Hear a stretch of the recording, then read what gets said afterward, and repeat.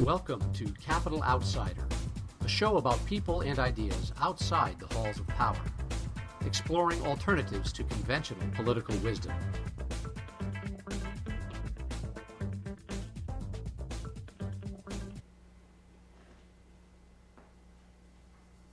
Welcome to Capital Outsider. I'm your host, Eric Sunwall, and joining me today is John Wallace. Welcome, John. Well, I'm glad to be here. It's good Thanks to have for the invitation. It's good to have you on the show. John Wallace is running for Congress in New York's 20th Congressional District. He's a GOP hopeful. He's a former lieutenant colonel for the New York State Troopers. He's a graduate of John Jay College and Pace University. And he also has the distinction of being an independent businessman in Columbia County, which I have a bit of a thing for. So we're happy to have you on tonight, Thank you. John. Thank you for the invitation. Welcome. You know, one of the things we find, at least with the last race and maybe even future races, is an unwillingness for candidates to come out and talk about issues and ideas and things like that, and they tend to hedge around that type of thing. So, you know, we're offering that ability for candidates to come on and do that. We had Morris Guller on our show a few months ago, and of course we have you on here now. Let's start right off here. Why would a cop do better upholding the Constitution than a lawyer? Well, I'll just start off quickly and say that the reason I'm here, Sure. I never in a million years would have thought that I would ever run for Congress. I think what happened in the last couple of years, particularly in the last 12, 15 months, I just got so frustrated with what was going on in Congress, mostly lawyers. It's a pretty low approval rating. We're right 15, now, 17%. I think it's less than that. 11%, I think, is the last one I heard. But the seeming inability to do a lot of things, one of which is immigration. And that was one of the main issues that brought me into the race. I do believe that we should, as a country, be able to control our borders. And I was kind of taken aback by a lot of the Congress people that seem to be bending over backwards to accommodate illegal aliens that were here. So that brought me into the race. The second part that brought me in was the absolute amounts of money that the candidates were spending to get elected, to get into Congress. And the first thing they do once they get into office, maybe the second day, they're out campaigning, trying to raise money for the next election. I believe that's obscene. And, well, wouldn't the average congressperson basically say, you know, I'm serious about this, and in order to be serious about this, it takes a bit of capital to go out there and present your message. One of your GOP opponents has just bought a $75,000 ad that's going to go out, and it's a big district. You know, it extends from parts of Delaware and Otsego County through Greene and Columbia and Dutchess and all the way up to Washington and Warren and Saratoga. You got to cover a lot of ground, and there's only so many ham dinners you can go to. So it takes money to do that. Don't you agree? I think it takes some money.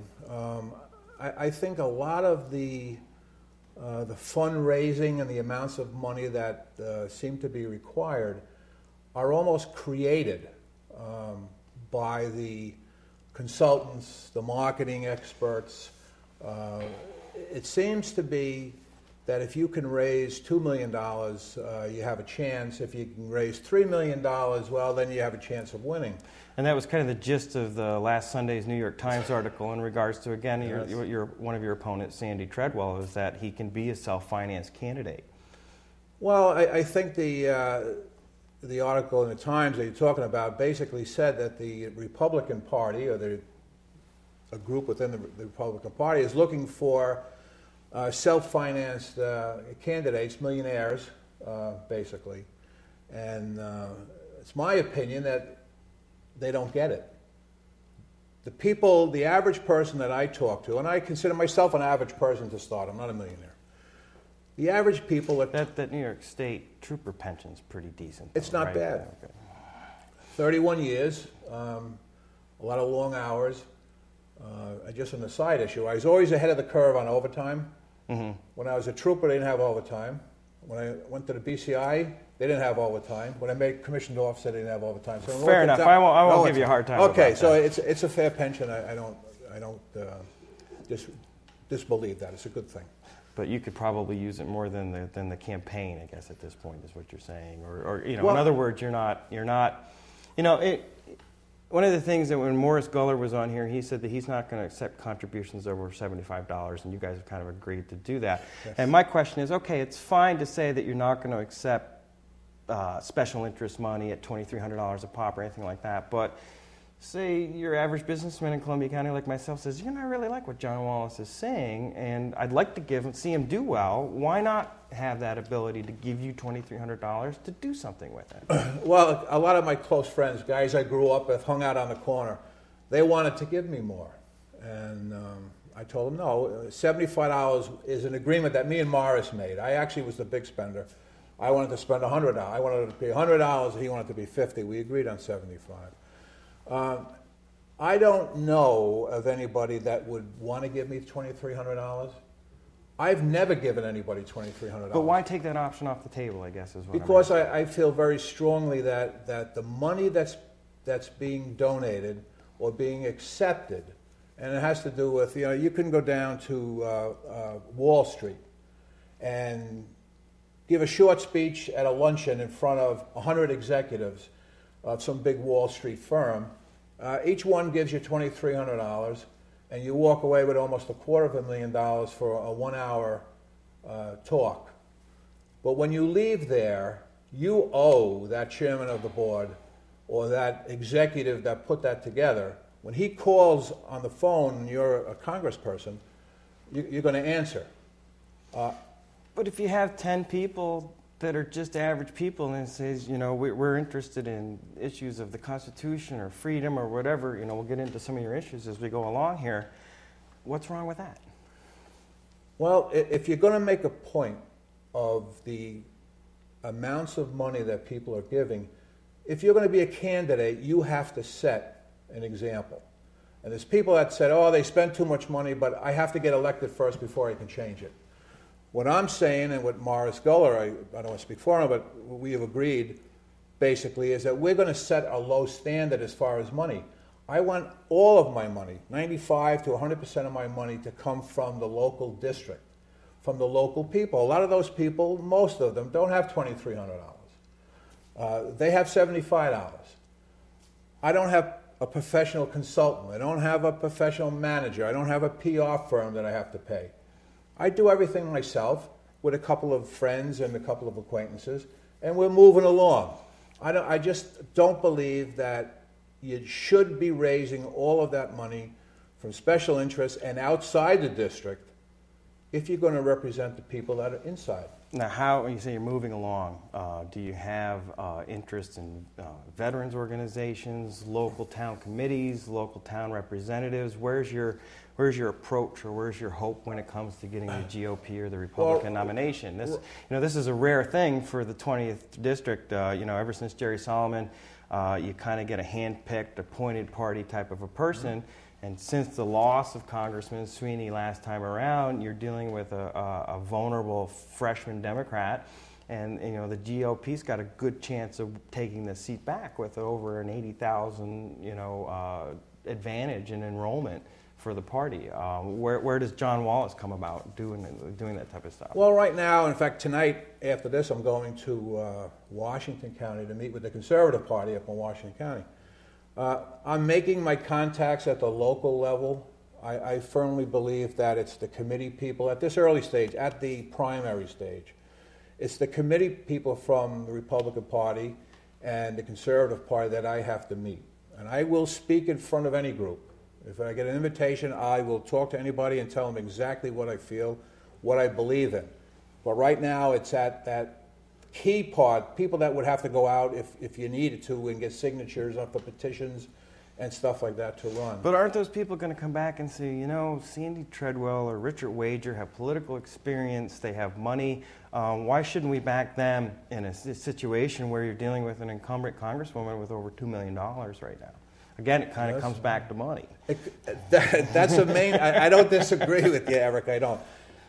That's an issue for me. the fact that you have to raise $2 or $3 million to even be considered a contender for this position, for me, it's a rub. I don't believe that the original intent of the Constitution was for the House of Representatives to be filled with millionaires or friends of millionaires. But don't you think that happens as a direct result of how the system works?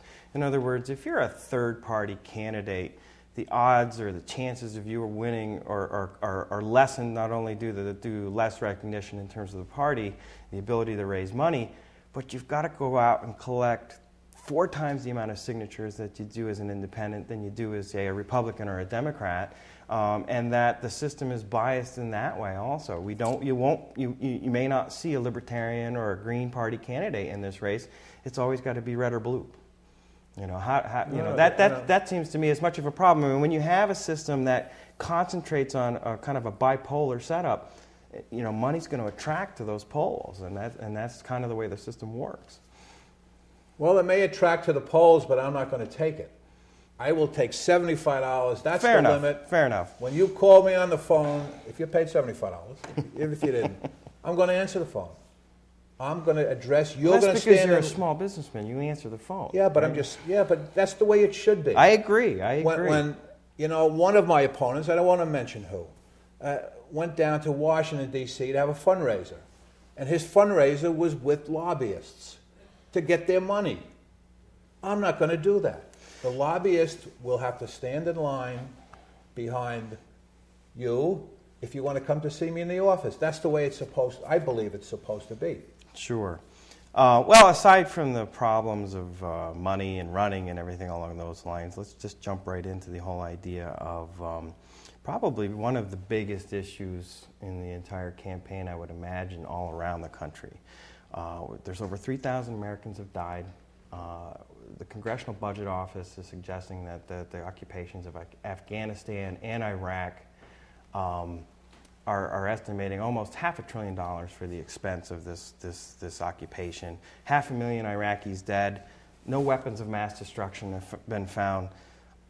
Are there constitutional grounds for the American people to demand a declaration of war in future conflicts and or occupations instead of being, essentially premised on enforcing United Nations resolutions? Well, we agree, and your question is a perfect question. We've gone to war quite a few times since World War II. Vietnam, Korea, Bosnia, we sent troops to Africa. We've never declared war since World War II.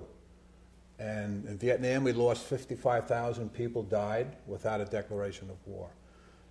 We've been sending our troops all over the world and invading countries without a declaration of war. I agree that we should have a declaration of war.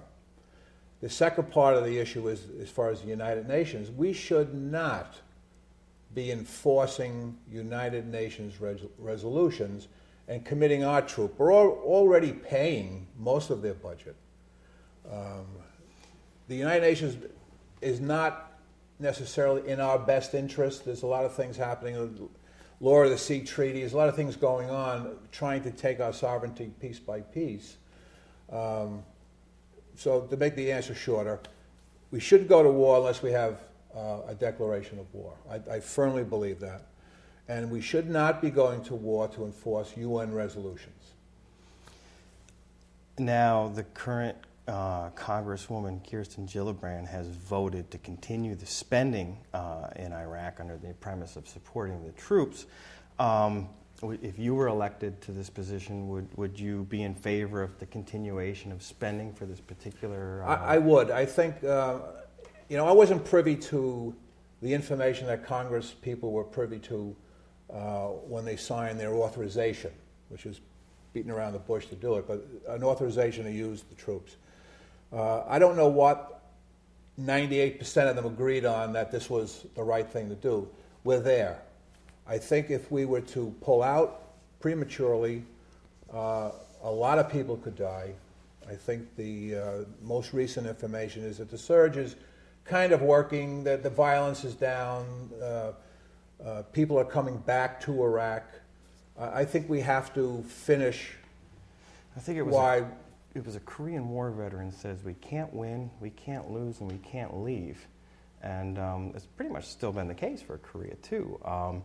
What's our interest there to stay? It doesn't seem like democracy is doing particularly well.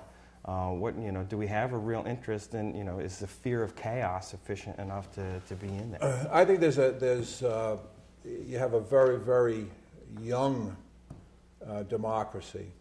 You do have some very deep feelings. It's almost like Northern Ireland, the Catholics and the Protestants. I mean, when the British Army first went in there in the 60s, when they had a lot of riots in Northern Ireland. Cromwell who first went in there, right? No, that's way back. Yeah, that's way back. But I'm just saying, when the British Army went in there in the beginning, the reception was very much the same. Everybody cheered. It was great. Ha ha. You freed us. Within days, when the British occupied when we finally went into Northern Ireland, is when everyone started, basically both sides were shooting at the British soldier. We went in, it's very similar in the sense that you have the Sunnis and the Shiites on two different sides that normally don't necessarily get along together, and the Americans in the middle. I think the fact that they do have a government, I think that they're trying to get democracy. I think the extra troops has worked in the sense that there's less violence. Deaths are going down. Iraqi civilians, American soldiers. I think that we should start, and we will start, probably pulling our troops out of there. If you look on the horizon, what do you see as a satisfying condition for withdrawal of American troops or resources or support or anything along those lines? Well, I think most Americans want the troops out. I mean, I'm one of them. I'd like to have all the troops out. But I don't necessarily think it's going to happen tomorrow. I think you'll see a fairly decent withdrawal of American troops in 2008. I think that's on the horizon. If the violence keeps going down and they keep turning provinces over to the Iraqi security forces, we should be able to take substantial amounts of troops and bring them home. Do you think John Sweeney lost a seat based on the war or character issues? No, I think John Sweeney lost his seat based on the last 3 days of that election, when information came out about violence in the home, police being called, maybe excessive drinking, because he was up in the polls, and by election day, the people spoke. It was over. You don't think it was any kind of dissatisfaction with how the war was being pursued or the occupation, if you will, or anything? A lot of the districts that did swing or did change in the 2006 were based on that fact. Now, obviously, Congress has kind of shown an inability to do anything about it in the meantime if you're a Democrat. But you don't think that had any factor, any issue was involved? No, I think the polls, and I mean, Sweeney's views were well established long before those last 3 or 4 days, and he was ahead by 15 points or whatever was in the polls. It was his personal life in this particular case that brought him down and caused him to lose the election. What's your sense of the district? You've been a resident of Columbia County for 30 years? No, since 92. When I was on the state police, I got transferred to Albany. Okay. And I happened to pick Columbia County. It was very nice. I live in the northern part of Columbia County. We don't live that far apart, somewhat actually. Of neighbors, that's right. Yeah. Your experience or understanding of Delaware County, Greene County issues, Saratoga, Warren, there's a lot of counties in this district. Well, it's kind of overwhelming in a way. Well, when I was in the state police, I'm very familiar with most of those counties, and I've been in different places. As well as with my real estate business. Sure. Greene County, Northern Dutchess County, Columbia County, Warren County. I had a ski house with a bunch of friends for about 20 years over in Greene County in Hunter Mountain. So I'm quite familiar with that area. I've been in Delaware County. It's not that, a little different from where I grew up, but it's not that bad. As the campaign goes on, do you find yourself, are you going to be focusing on what it takes to win the Republican primary, or are you going to keep kind of steady in terms of, you seem to get a lot of traction with Jay Jacquinitz in the Times-Union. He seems to put any of your position papers out onto the blog immediately. You get a fairly good reception on those things. And what's interesting to see is that as a candidate who's willing to put out and talk about issues, some of the lead candidates, if you will, and I don't know if that's necessarily the case yet, we haven't seen a poll, those who have raised money, if you will, seem to be reluctant about presenting issues. And that's one of the differences I see in your candidacy and say a Sandy Treadwell or a Richard Wager at this point. Well, I just feel it's important. I mean, whether people vote for me or not, I mean, of course you always like to win. I want people to know what I think. I don't take polls. All of my positions are well thought out, I think, and it's what I believe.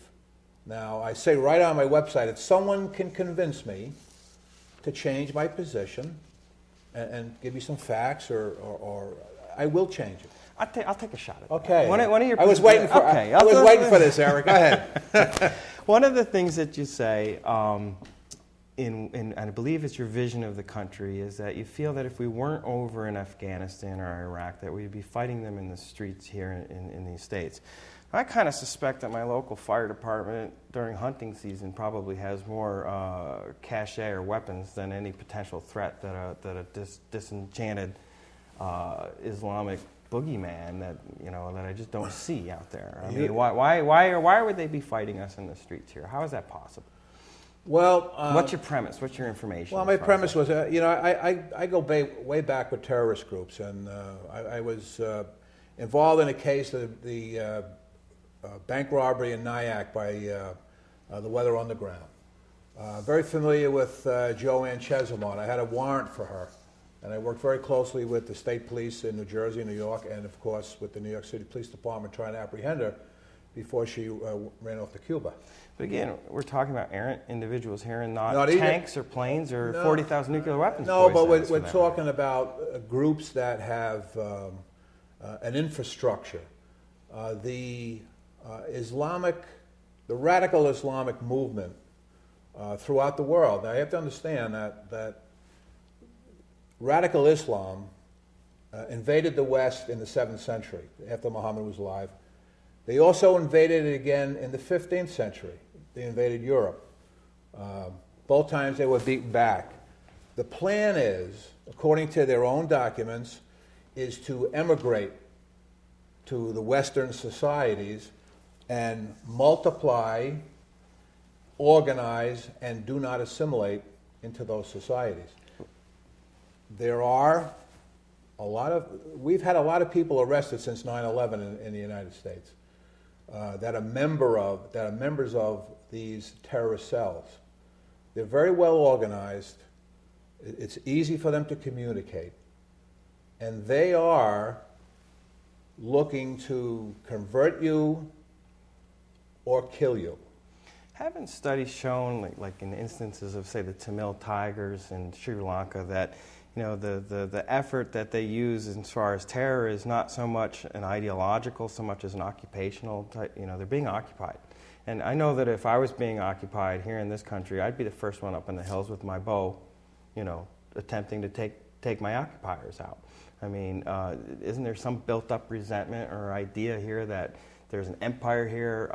You talk about the Middle East, and you had the British Empire, Lawrence of Arabia. They were all there. They were all messing around doing stuff. But we weren't. But we are now. We're in Iraq and we're in Afghanistan. We do support Israel, which is probably another big item that people might hate us. But we're not a colonial power. We've never gone to the Middle East. We've never to take control of one of their countries. We've acted in colonial capacities in the past, especially through Latin America at the turn of the 20th century and things along those lines. So it's not necessarily unprecedented that we could be interpreted or viewed as an occupier or an imperial country and subsequently reacted against you. I think this is one of the things when Giuliani and Ron Paul had their blowout in one of the debates is Ron Paul talked about blowback. And part of blowback and part of military intelligence is that they will react against you for various reasons that don't necessarily adhere to any kind of a religious or political ideology. Well, I don't disagree with that, but you also have to understand that we can react to them as well. It's a two-way street. And we got a lot more bombs and guns, though.